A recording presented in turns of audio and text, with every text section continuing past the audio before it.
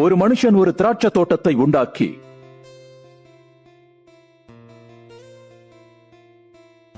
அதை குத்தகைக்கு விட்டு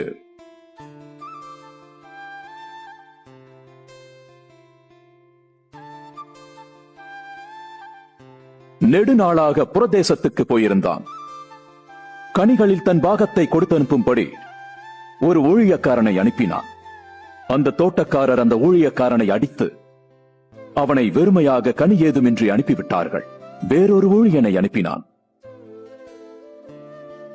அவனையும் அவர்கள் அடித்து அவமானப்படுத்தி வெறுமையாக அனுப்பிவிட்டார்கள். மூன்றாம் தரம் ஒரு ஊழியக்காரனை அனுப்பினான். அவனையும் அவர்கள் காயப்படுத்தி துரத்தி விட்டார்கள். அப்பொழுது திராட்சை தோட்டத்தின் எஜமான், நான் என்ன செய்யலாம்? எனக்கு பிரியமான குமாரனை அனுப்புவேன், அவனையாகிலும் கண்டு அஞ்சுவார்கள். தோட்டக்காரர் அவனை கண்டபோது, இதோ சுதந்திரவாளி, சுதந்திரம் நம்முடையதாயிருக்கும்படி இவனை கொல்லுவோம் வாருங்கள் என்று சொல்லிக் கொண்டார்கள். பின்பு திராட்சை தோட்டத்திற்கு வெளியே தள்ளி அவனை கொன்றார்கள்.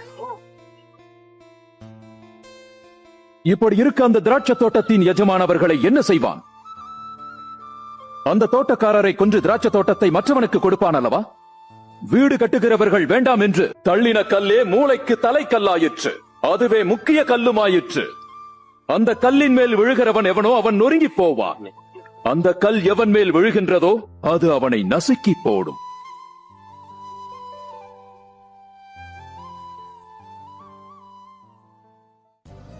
என்ன பின்பற்றுங்க, இன்னும்